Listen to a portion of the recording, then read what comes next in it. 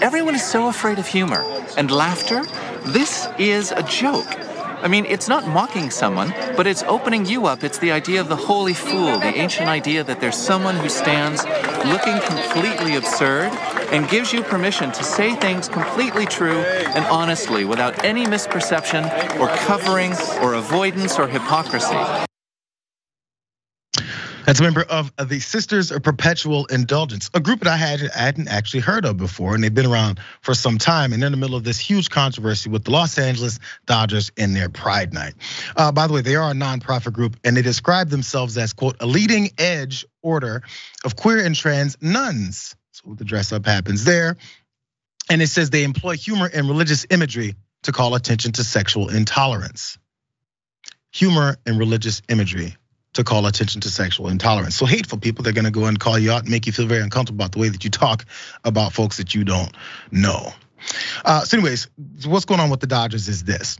The Dodgers, who integrated MLB in 1947, like calling up Jackie Robinson, have always talked about themselves as being inclusionary. And in this annual Pride Night, it's definitely a high priority. They wanna make sure they're on the forefront because this is the nature of the Dodgers.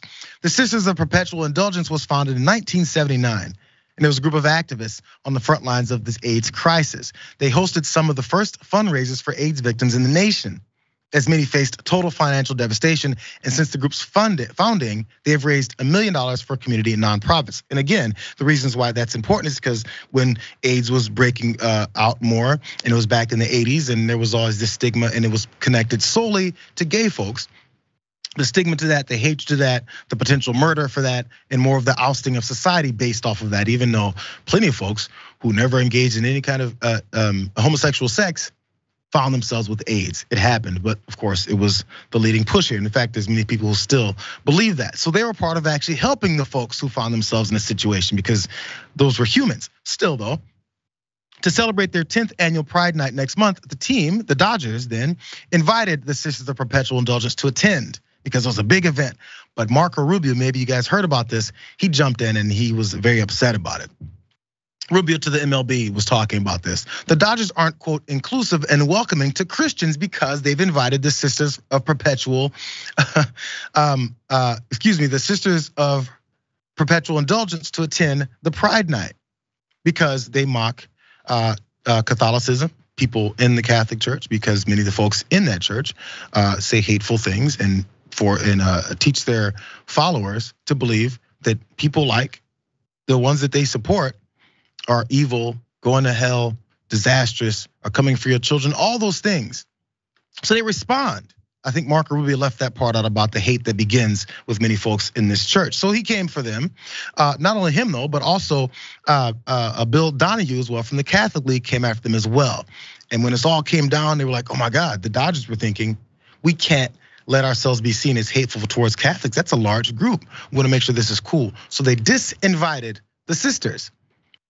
Then everything fell apart from there as well too. By the way, Bill Donahue was celebrating it. We don't have to read his text there, but he was celebrating that they decided to go ahead and do this. Let's look at graphic 6 though, really. That's Bill Donahue's point and talked about how he wrote to the commissioner of Major League Baseball to get them pushed out of this. Here's what the Dodgers said when they caved.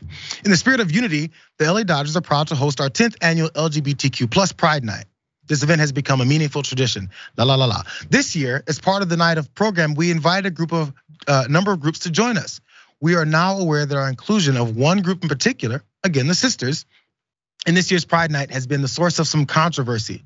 And given those strong feelings on people who have been offended by the sisters' inclusion in our evening, and in an effort not to distract from the great benefits that we've seen over the years of Pride Night, we're deciding to remove them from the group of honorees. They were gonna give them an award and all this for how long they've been doing the work that they're doing. But let's keep it real. Yes, the sisters are pretty straightforward and rude when it comes to the way folks like Bill Donahue and Marco Rubio approach their existence. So they're offended by it. The Catholics, at least in these particular Catholics, are offended by it. But this caused a huge uproar from folks that actually wanted the sisters there and actually see the work that they did and see this as a big contribution to their Pride Night.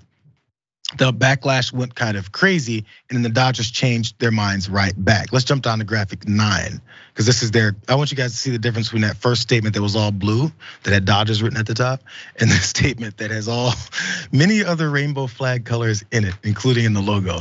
And you can get the gist here, but after much thought is what they said. From the feedback from diverse communities, honest conversations within the LA Dodgers organization, they've decided to re-invite the sisters and also give them that same award that they were gonna give them originally. Hair has begun to get pulled out because inclusion, this is what we've been fighting against. Inclusion, diversity, equity, what the hell is wrong with the Dodgers? How dare they actually recognize humans as humans?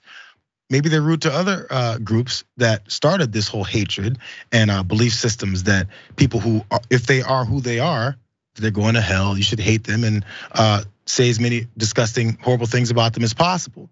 But we ignore all the horrible, disgusting things that have been endorsed, covered up, and done for decades within the Catholic Church. We haven't forgotten about that part. So obviously these folks are very upset. This is what Bill Donahue said, graphic 10, in response to this re-invitation. The Dodgers have now officially endorsed anti-Catholic bigotry. Catholics don't need any lectures from Stan Kasten, the president and CEO of the Dodgers, on the need to be, quote, inclusive. The man is a phony. He has no problem excluding Catholics from his selective world of inclusivity. The Dodgers not only reinvented the bigoted drag queens, they apologized, they apologized to them. How dare they? So he's upset, people get to be upset. They also said Catholics aren't gonna come out to the event. That's fine. I have a feeling many Catholics probably weren't. And maybe many do, because some actually are okay with people existing. There's also sometimes UCLA night at Dodger Stadium, and sometimes there's USC night. I get a feeling that a lot of times, maybe when there's UCLA night, there's not tons of Trojans there, because that's not the school that they went to, and generally they dislike them, but it's usually off of just playing around and based off of sports. These two groups, and the Catholics here, or the Catholic League specifically here, they hate these people's existence. So don't show up, it's fine. Show up at the next game, it'll be okay.